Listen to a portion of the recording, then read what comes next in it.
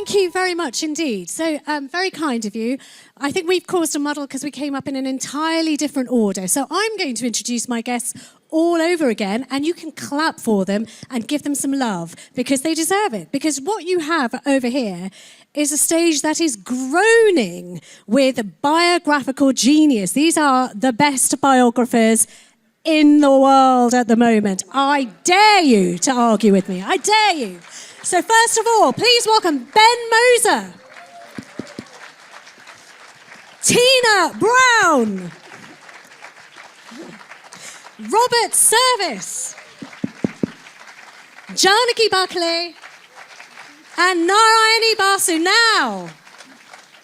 Now we've got the energy up a bit. Isn't this great? So can I just tell you, we have got people who have written about the makers of nations, the breakers of nations, people who are responsible for constitutions that have built up great democracies and for those who have flown in the face of democracy and have revelled in tyranny. We have those who rub shoulders with royalty, and we have a Pulitzer Prize up here. So what I wanted to do was, instead of getting sort of deep down into the books, which you ought to bloody well go and buy, because they're all very, very good, is we'll talk about some of the themes of writing a biography. There's a brilliant quote by Oscar Wilde, which was, I just wanted to share it with you because it tickles me to the bone marrow. It says, "Biography lends to death a new terror," which is just so brilliant, because you may do whatever you want in life, but if a biographer gets hold of you and decides to present a face of you, that is what generations are going to know. They're not going to hear your voice. They're going to know you through the prism of these people sitting up here. So I just wanted to, first of all, and we'll start with you, Ben. Let's go along the bus stop, shall we? Do you feel that as a weight of responsibility? Oh, yes, absolutely. You know very much. I think we've all seen in the era of fake news and of disinformation that, in fact, no matter how preposterous something is that you might read, and you might know this is obviously fake, if people see something in a book, if people see something on the internet, they will believe it. Not everybody, but actually quite a lot of us, and I'm saying in the first person plural, we are all susceptible to this far more than we think we are. And so as a biographer, as a historian, I think as a photographer, which is something I've also written about in connection with Susan Sontag and Annie Leibovitz, you have someone's life in your hands. And it's quite terrifying to think how easily a comma, a word, a stupid story from your bitchy neighbor can actually inform how generations are going to think about you. And so I think it's a very weighty responsibility, absolutely. Yeah, but I mean, you don't always have to like the person. Do you feel the responsibility, even if maybe you don't warm to the person? I do feel the responsibility. I'm also very struck by things that get into people's life legends, which are just not true. And you have to be so careful not to find yourself repeating them and to really treat everybody you write about, essentially, as the first time they've been written about and go back over it, because you'll find you're stunned at how much inaccuracy there is or mistelling of a story that we've all assumed was true. You know, I mean, an instance of that was Meghan Markle's father. In everything that's been written about Meghan Markle and her father, it talks about how during her childhood, when she was about 13, he won the lottery and I think won about $500,000. And I remember, you know, every piece came up, and I asked him, I said, you know, what did you do with that lottery money? I mean, it was just so much. He just said, what lottery money? I never won the lottery. I don't know where that came from. It appeared, and you know, it's been ever. I said, why didn't you correct it? He said, what's the point? I mean, it's just becomes something that people write about me, that I won the lottery. And you think, it's incredible, really, that should be so. Well, I mean, it's also, can I say, it's a real danger in news where you have decreasing newsrooms and more rip and read, where people are relying on cuttings of that which has gone before. Robert, Bob, you are like the daddy when it comes to biographies, if you don't mind, the daddy on stage. You have to be the granddad in the microphone. Quite happy to be a granddad. So, but when it comes to starting a project, Anna, you have written about some of the most controversial people. Do you come saying, look, I owe you, Stalin. I owe you a debt. I'm going to spend 4 years of my life with you, and I owe you to get to the truth. I don't think that at all. I don't think anybody owes Stalin a bean. I think he did everything in his life because he was terrified that people writing about him afterwards, as Oscar Wilde implies, would be hostile to him. So he covered up everything that he possibly could. Trotsky, on the other hand, kept everything. He even kept bus tickets and rail tickets. He kept all of his marginal notes in his first drafts. They tell you almost as much about him and his way of life and his way of thinking as do the big performances. So I don't think one has to feel that one owes it to the person. One owes it to the people who, in the case of Lenin, Trotsky, and Stalin, were brutalized. And so the opening up of the box, by whichever manner or means you can do it, and letting the truth come out, that's the responsibility. Well, you've just also nuanced my question and made it much better. So I'm going to do the improved version now for the last two panelists. Go on, have a go. No, I'll try. But when you write about Savarkar, do you write about someone that you think wanted to be remembered and immortalised, or in the case of someone like Stalin who didn't, was too busy doing the do rather than thinking about his name in the future? That's a really great question. Well, it's not for you. You have to wait. Sorry, I beg your pardon. Sorry. You're welcome to answer it. Yeah. No, we'll come back to you, Robert. That's enough for now. Come on, Janaki. Over to you. So, in my case, Savarkar was very, very assiduous in ensuring that he would be remembered exactly as he wished it. So the process of commemoration begins in his own lifetime, arguably even by him. So I had to do something completely different, which was I had to look at all of the ways in which he orchestrated his own commemoration and then try and peel away to get to something that was related to his commemoration by himself, but not entirely yet. Okay, that's interesting. And Narayani, the person that you've written about, again, I mean, he's so easy to conflate with another Menon that people have talked about, Krishna Menon, who I've been slightly obsessed about for a few years because of his position in London. But you've written about VP Menon, who is a civil servant and one of the architects of India. But by virtue of being a civil servant, did he want to disappear in the background and you've kind of forced him out against his will when you've written a biography? I think by virtue of being a civil servant, you automatically do disappear into the background, which is why my task was cut out for me, because he was also working in the first half of the 20th century, which is when our independence movement was really taking off. And he had to work alongside names that are household names for modern India. So Nehru, Patel, Gandhi. How do you bring a civil servant out of their shadows, make him stand independently, as it were, pun intended, and give him his due? So in that sense, the responsibility for me was to sort of shine a light on somebody who was a massive player behind the scenes of independence. I think we tend to forget that behind the scenes of every huge movement like this, there are people who are actually cogs in the machine, who are actually like pulling a huge movement together and piecing it together and holding it together. Civil servant does precisely that and gets overlooked for the same reasons. Right. I want to sort of throw something to you, Ben, that you've said, and I was intrigued by this sentence. So Benjamin's written this amazing book about Sontag, Susan Sontag, a thinker, photographer. I mean, so many things. She was so many things and summed up a sort of a generation of resistance, if you like. And you said, look, I was the authorised biographer, but I didn't write the authorised biography. What the hell does that mean? Okay. Well, this is very important. I'm glad you asked, because it was the authorized biography. Absolutely not, because that implies a sort of censorship that implies that somebody went over it and said, you can say this and you can't say that.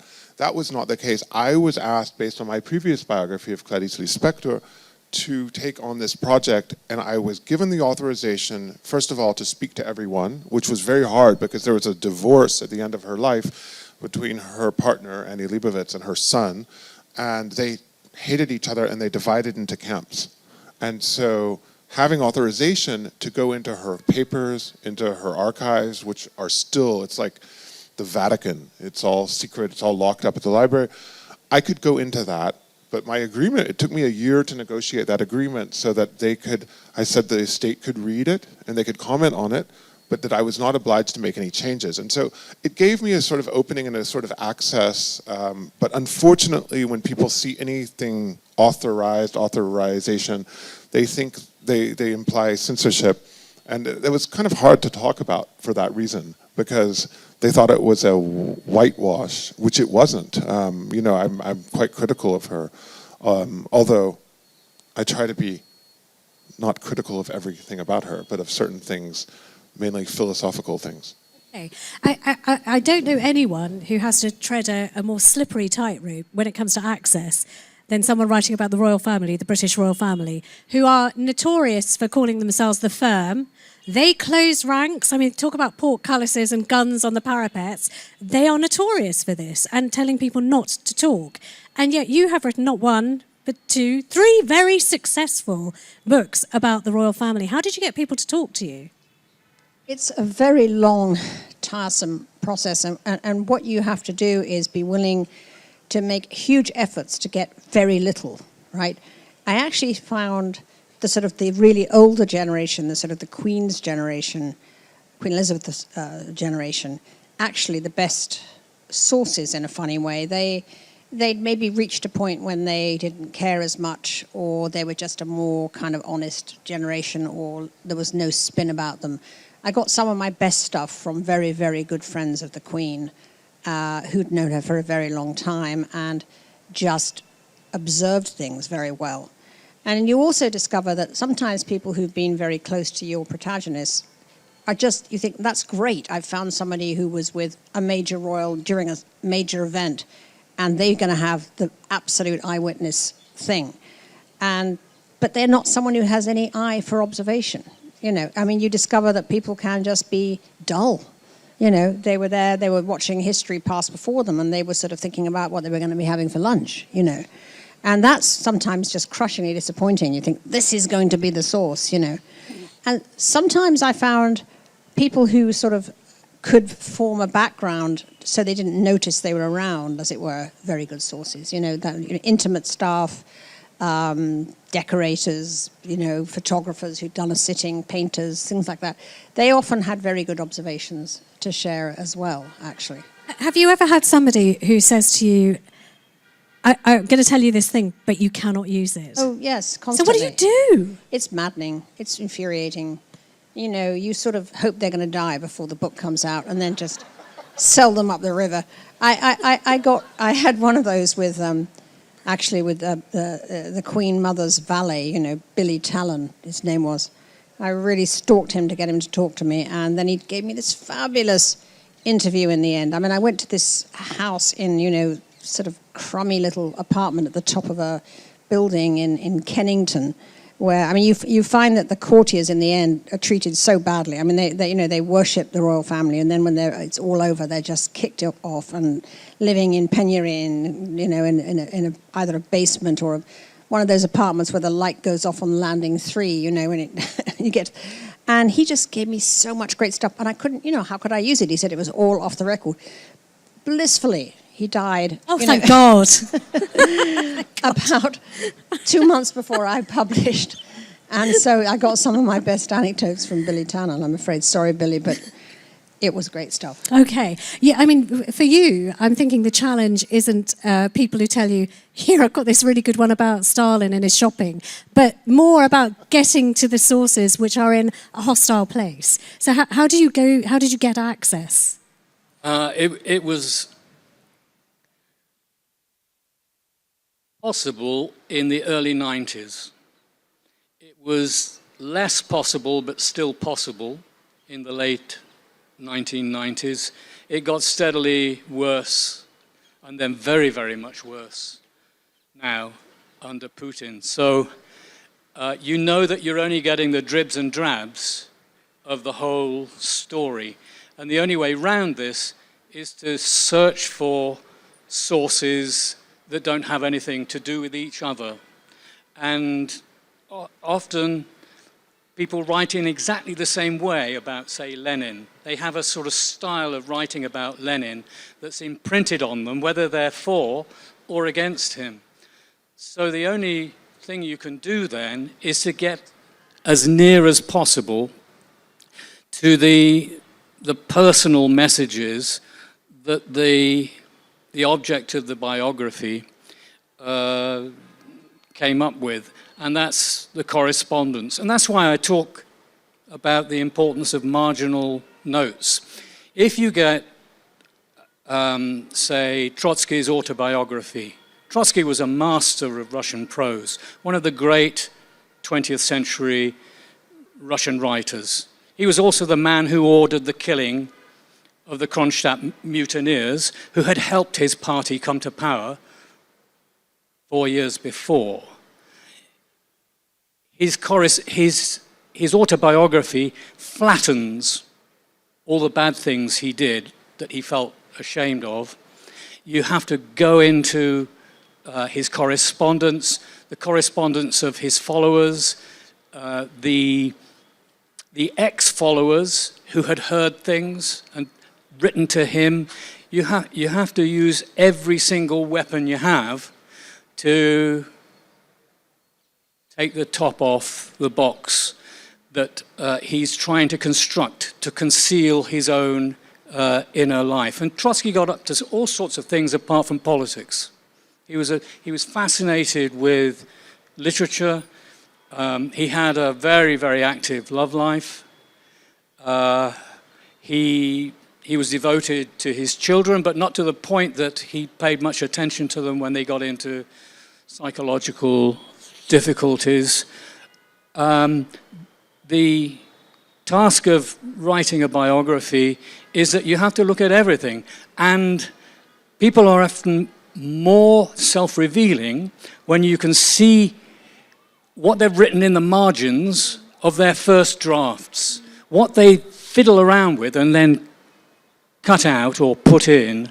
That often tells you more than a great speech will ever tell you. That's what I found fascinating and, well, frankly, alienating at the same time. Right. So, I mean, that's not good news for biographers of the future, basically, unless, someone saves track changes. They're never going to see any of those things, those handwrites, those pauses, even letters. I mean, we'll come back to that maybe in a moment. You wrote about, Janaki, somebody who is mythologized in India now, is the father of Hindutva, is often referred to by Modi as sort of one of the founding father of the nation, to the point where it sort of eclipses Gandhi, or at some point there was an attempt to replace Gandhi, but now the two are sort of existing side by side, two men who could not have been more different. When it came to accessing any kind of source material on Savarkar, did you find that you had to pass some kind of purity test by the gatekeepers who said, what's your intention? What do you want to do? And then only we'll talk to you and show you the papers? No, I didn't have to pass a purity test. The thing with Savarkar is that when I began the project, I didn't actually begin with the intention of writing a biography. I began the project because I had 3 historical questions. One of them was, how was it that in a relatively short period, 50 years is not a long time historically, that one vision of the nation had been eclipsed by another. And the vision of the nation that had taken over in 1947-48, well into the 60s, was on the back burner, it was on the margins. So how had it come back into sort of roaring into the center? That was the first. The second thing that I wanted to do was sort of pull at the boundaries of what makes up Indian intellectual history. So there's endless written about Gandhi and Nehru and Bose and Bankim Chandra and so on, and not that much written about those figures who disagreed with them, whether that's K.M. Munshi or Madan Mohan Malviya or any number of people. And so that's why I went to Savarkar. And then the third thing was that as I began working on Savarkar, I discovered to my immense dismay that just about everybody writes about him. Everybody writes about him. Retired IT professionals in Silicon Valley wrote about him. Retired computer scientists, journalists, scholars. And then discovered, to my delight, that almost everybody who writes about Savarkar in English doesn't read him in Marathi. And so the archive for me was actually his Marathi writings. And then the archive for me became, as it does, I think, for most historians, a kind of serendipitous archive. It became the prefaces of the Marathi works that were written about him. It became works that were written about him in other Marathi journals and newspapers. So I didn't have to go through a purity test. I had to actually figure out how to create an archive, to write about somebody who'd been immensely written about and was immensely controversial. But were all of his letters in the public domain? I mean, sure, okay, you can get into archives, you can look at prefaces. You can even look at the London, London archives. He spent some time in London and he very much came to the attention of the authorities. I've waded through some of the Secret Service documents about there is this guy, we've got to keep an eye on him. I was very lucky to get the police file on him. And I got the police file on him, and I got the police file on a few other revolutionaries. And those police files are extraordinary documents because they're all intertextual. So every police file on any single revolutionary gives you the archival number of all of the other revolutionaries he's in touch with. You can't always find them, right? Because the police are notorious. Well, they hide things under they different folios. They do. Yeah. And so a lot of what Savarkar wrote, he and his family destroyed because they were under police surveillance. Right. And so you had to get it from, or I had to get it from other sources, prefaces, people who'd seen him once, people who'd met him once, and do a little bit of digging because he wrote in many, many pseudonyms. There were a number of pieces of his which were unpublished. And then, well, they were unpublished when he wrote them, and then they get published after his death. Okay. Civil servants, we've already established that when in their existence, when they're doing the job, they have to be in the background. They exist to let others shine in front of them. But your character is kind of the Where's Wally of history, because he's there at such a pivotal moment. Yeah. Did you find him appearing in some really important, well-known diaries, letters of those household names who've been written about to death? And did he himself keep a naughty diary? Because sometimes civil servants did that. They wouldn't talk in public about how insufferable they thought people were around them, but they would keep quite waspish diaries and letters about this. You know, I wish he had. It would have made my job so much easier. But what actually helped me was the fact that, so VP Menon was our last reforms commissioner before we became independent. He was also Sardar Patel's right-hand man when it came to the integration of the princely states. His immediate boss was a guy called Harry Hodgson. Harry Hodgson was much younger, but they became the best of friends. And when Harry Hodgson was researching his own book on his time in India, he came out to India before VP Menon died in the 1960s, sat down with him and interviewed him. And 18 hours worth of interviews are in the SOAS archives. And when I discovered that, it changed everything. So full disclosure, I am his great-granddaughter. So this changed my writing of this, and it was a personal and professional moment of great joy, right? I could listen to him. He talked without reserve, right? This was some 20 years after he had retired. And he talked without reserve about the full swathe of the independence movement. He talked about the people he had seen. He talked about being in rooms where there were arguments. It was the actual... But he wasn't bitchy, and bitchy is quite exciting. He was, I wish he was bitchy. He was angry about a lot of things, and I allowed that anger to become one of the primary voices in the writing of this biography. Because when you're listening to someone talking about being in the room when certain important decisions were being taken, it changes how you're approaching writing this, right? So that was one. The other part was when you're looking at archival sources per se. Like Robert was saying, sometimes it's the notes in the margins, and sometimes it's, the annotations to various things. That's where you find the civil servant actually speaking, more or less, right? If you go back and look at all the transfer power volumes, he's in nearly every dispatch. He's there. He's there. Just, ask Menon this or get Menon's opinion on that, which helped me to understand that, okay, this guy played a far more pivotal role than I had ever dreamed he did, which allowed me to look at the archives with fresh eyes and say, okay, I need to sort of understand how the transfer of power actually took place. The area where I hit a difficulty was his personal life. So VP Menon, his first marriage was an arranged marriage. He had 2 sons by it. And then at some point, when the eldest son was 9, this first wife just vanishes. There's nothing. There's no documentation. There's no photograph. There's nothing, right? He then goes on to marry another person, another woman, and this woman, the second marriage, becomes the definitive Mrs. Menon, Mrs. VP Menon. I couldn't find anything. So that is, actually speaking, my real great-grandmother vanished into thin air. When I questioned descendants of the family, they just closed ranks, would not tell me anything about her. So that became a huge block. I had to address how I wanted to sort of address that in the book, which I have. And I've said that, look, I haven't been able to find anything. Yeah, I tried. Yeah. Because, I mean, there's no point, it's a juicy story. I mean, Yeah. what happened? These kids were traumatized by this woman's disappearance. Why was she expunged from family records?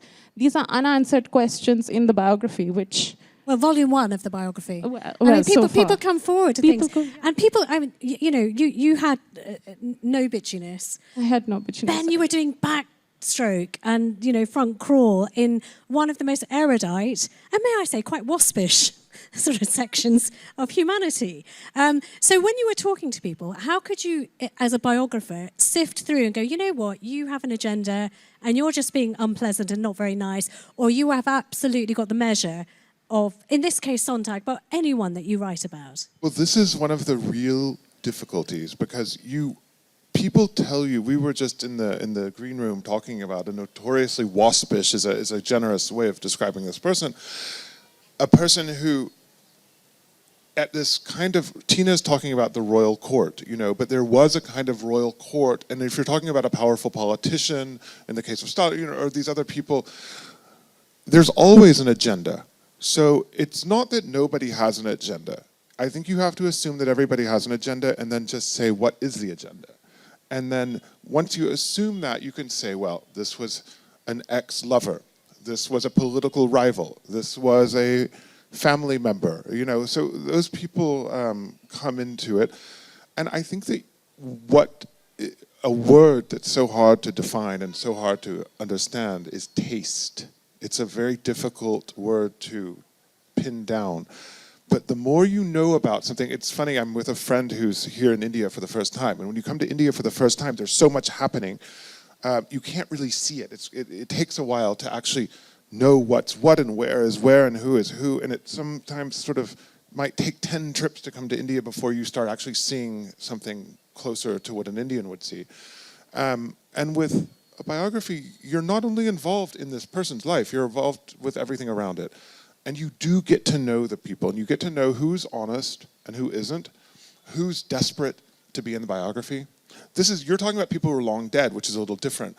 But you know, with Sontag, it's all of New York who are still around, and they're desperate to be in the biography because there's some cultural prestige and there's some sort of fancy points that you get from being involved with this person. And but I think the taste that you evolve from just knowing stuff is very hard to describe, but you do get it at a point. And you think, oh, that person, forget it. That person, though, and often, as Tina was saying, it often is a completely, you're talking about marginalia also, and these little, but it's also people who are sort of marginalia, and those people are good. And some of these people can have all this access and all this knowledge, and they don't tell you anything, and they're dull. And sometimes the woman who, you know, pours you the water at the event has this eagle eye.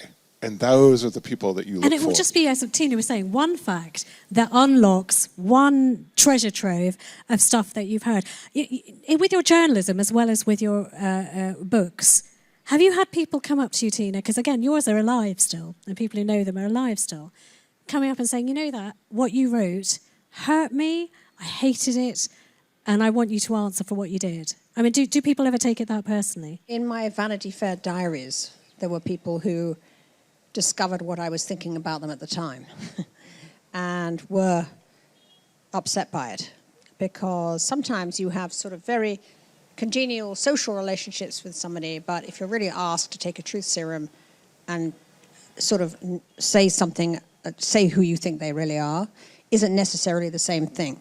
And as I was publishing my diaries, I was determined for them to be authentic, you know. So there were some people that I wrote about in a fairly sardonic fashion that they were very upset about it.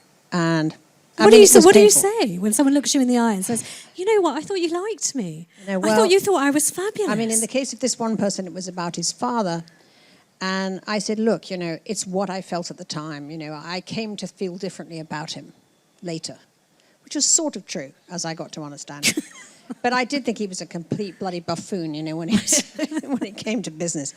And it was, I didn't quite know what to say about that. It was just a fact, you know. So relations cooled, I would say, after that. Right. So it's difficult. But you can't, if you want to be truthful and real, you just simply can't log roll and sort of pretend, you know, otherwise it's dead on the page. It's difficult writing about Elizabeth II because there's so much sort of hagiography and so much dancing sycophancy around her. And what I discovered really, I mean, for me, the way into Elizabeth was she was actually she had a sharp, sort of Mitfordesque, slightly cruel sense of humor, actually. And as soon as I discovered that about her, I really started to like her. I mean, there was a bit of Maggie Smith in there, you know, that I love. I mean, to me, the quintessential great story that I got about the Queen was that the courtiers are all sitting there talking about what she's going to do in the, not the Diamond Jubilee, the Golden Jubilee. And they just built the that wheel, you know, that big wheel in London. The London Eye. The London Eye. The London That's Eye, right. yeah. And one of the people said, well, ma'am, we thought it might be rather good if, rather interesting and rather amusing, perhaps, if you took a ride on the London Eye. And she looked at him and she said, I'm not a tourist. And that was a sort of quintessential Queen sort of off stage, you know, that she was quite tart.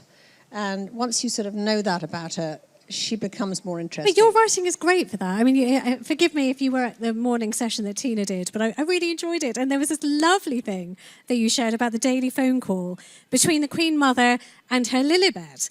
And the question, go on, you tell them how the question went. It's so sweet. Her mother had a great sense of humour too. I mean, the Queen Mother's sense of humour was different. She was very camp in her sense of humour. And whereas Elizabeth was sort of sharp and tart. But so the Queen Mother, you know, in their morning phone call, she would call up and say, have you been being Queen today, Lilibet? How are you being Queen? And they would sort of laugh about it. But they understood that they had these roles and they could do full Queen. I mean, the Queen could just, you know, come out of being, you know, shooting or hunting or whatever with the dogs or whatever, and she could do full Queen if that was what was required. It was simply something she could just slip into and do.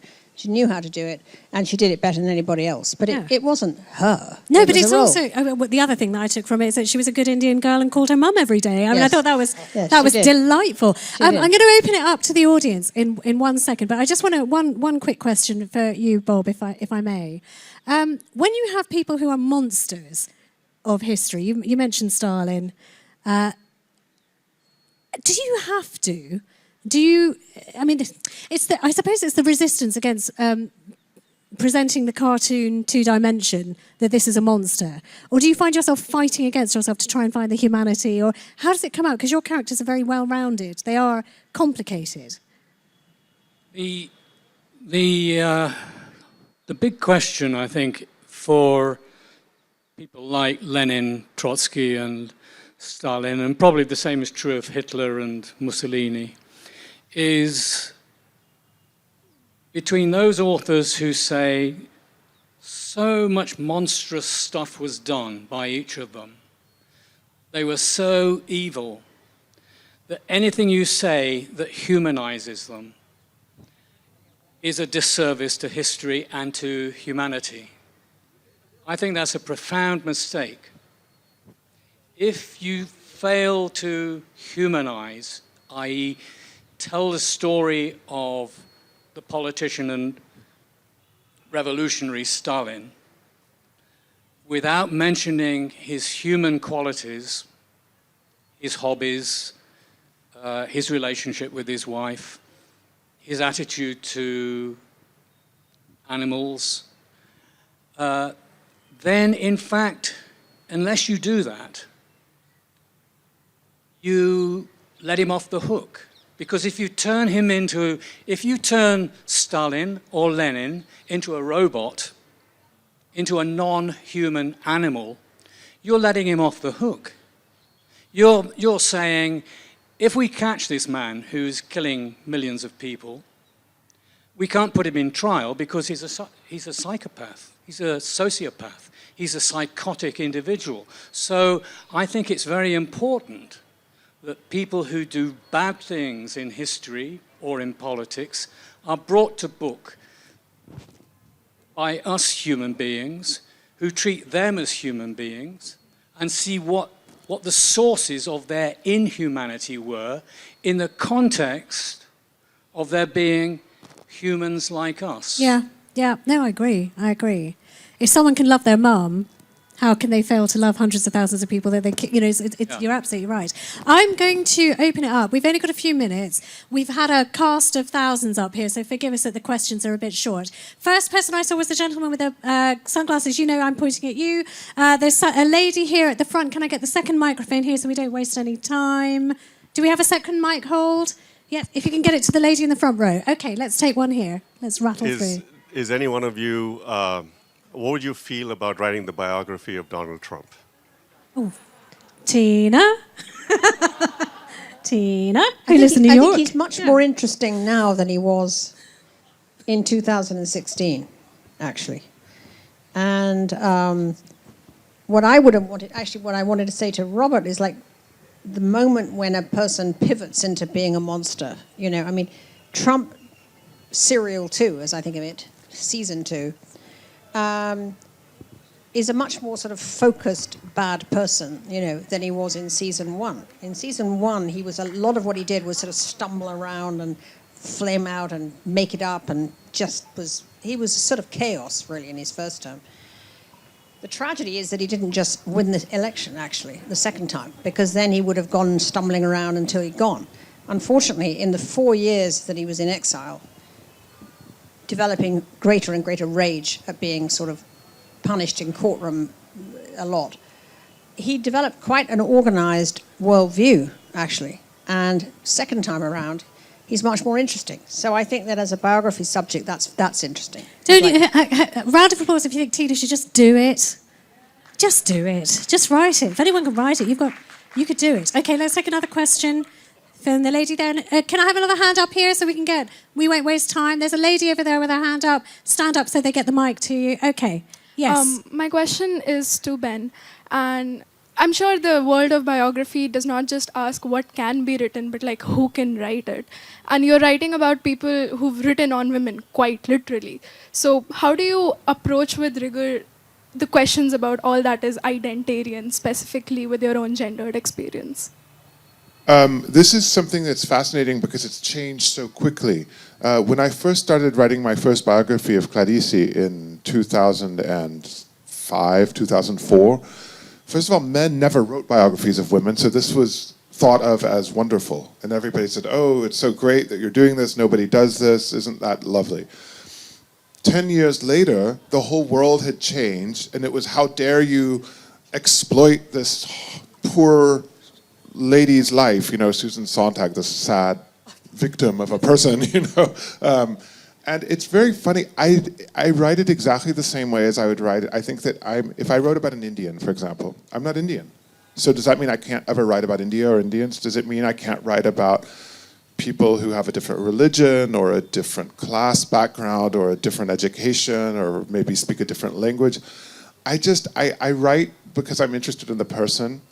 Being a woman is a part of it. Being an Indian is a part of it. Being, a Hindu is part of it. And I think it's boring to only write about yourself. It means also you can't ever write a novel because those people aren't you. The whole point, I think, of writing and of literature is entering other people's lives, and particularly people who aren't like you and have these very extraordinary, exceptional lives. Thank you very much. Next question. Stand up when you are so we can all see where you are. And there's a hand that's shot up there in the middle. Hello, on this side. Hello, mic holder. Just go to the gentleman in the middle. He's shot up there. There we go. Get the microphone to him. Yes. So my question is, when you're writing about a subject, are you able to remove your own personal biases from what you might have found during your research? Janaki. Yes, in a nutshell. In fact, certainly when I was writing about Savarkar, the whole point for me, or the whole exercise for me, was how could I take on somebody who was controversial, where there were bound to be things that I was going to read written by him that I was going to either disagree with or find really repellent, and still do justice to a figure that I had picked to write about, not because I liked him or disliked him or agreed with him or disagreed with him, which were absolutely irrelevant, but because he's a foundationally important figure. And so, yes, you can keep that distance. And I took as my model, in some ways, Robert Caro, who wrote a biography of Robert Moses, a very powerful person, and I took the 2-volume biography of Malcolm X that was written by Manning Marable, which took on board the way in which Malcolm X sort of tried to control the way his biography would be written. So the answer is yes, but with a little help from other figures who'd written about controversial figures. I could do this for ages. No, wait. I've got to apologise to you because I was going to take another question and then this young man here, make yourself known, it's your fault. He did the international symbol of please give me a break because we run over time. So I tell you what, if you do have questions, go buy the books. These lovely people are going to be signing their books and you can ask them in person. I'm so sorry, but he did the tilt, which you can't disobey. So thank you to all of our panel. Please join me in thanking the entire panel. Thank you for being such a wonderful audience.